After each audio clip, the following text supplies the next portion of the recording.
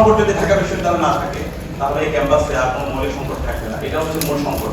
আবাসন সংকট দিয়ে বর্ণ কালচার তৈরি হয়, গ্যাস্ট্রোন কালচার তৈরি হয়, শিক্ষার্থীদেরকে গোলামের মতো করে ব্যবহার করা হয়। তো সেই আর ফ্যাসিবাদী আমলের যে রাজনীতি, ছাত্র রাজনীতি, সেটা আমরা ফিরে যাওয়ার আর কখনো আমরা সুযোগ দিব না। সে পথে আমরা চিরতরে বন্ধ করে দেবো ইনশাআল্লাহ।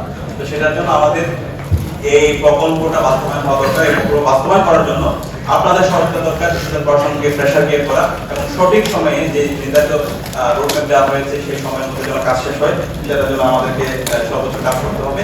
একই সাথে বিশ্ববিদ্যালয়ে আপনারা দেখতে পেয়েছেন সেন্ট্রাল মসজিদের এটা আমাদের জায়গা থেকে বিশ্ববিদ্যালয় প্রশাসনকে বলেছে প্রায় 65 বছর পরে এই মসজিদের সংস্কার কাজ হয়েছে এবং এটার একটা পূর্ণাঙ্গ একটা কমপ্লেক্স হবে, যে কমপ্লেক্সের মধ্যে সকল ধরনের আধুনিক সেবা থাকবে এবং মেডিকেল সেন্টার এর আগে অনেক ভাইয়ের কাজ করেছে এবং সবার সার্বিক সহায়তার মাধ্যমে মেডিকেল সেন্টার উন্নয়ন হয়েছে। পাঞ্জাবের জগতে একটি বিশ্বস্ত নাম শাবাব এথনিক ওয়্যার।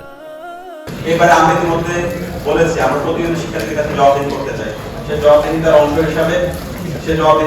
হিসাবে আমরা ইতিমধ্যে 4 মাসে কি কাজ করেছি সেটার একটা স্মারক আমরা বের করেছি এবং আমরা প্রতি মাসে আমাদের কাজের আপডেট গুলো নিয়ে শিক্ষার্থীদের মুখোমুখি হবো, শিক্ষার্থীদের প্রতি হলে হলে যাবো এবং শিক্ষার্থীদের কাছে জবাবদিহিতা করবো।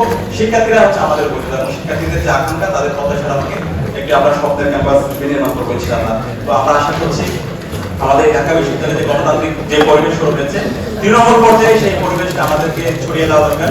আমরা নির্বাচন পরবর্তী সারা দেশে বিভিন্ন ধরনের সহিংসতা দেখতে পাচ্ছি, তৃণমূল পর্যায়ে বিভিন্ন ধরনের সংঘাত হচ্ছে।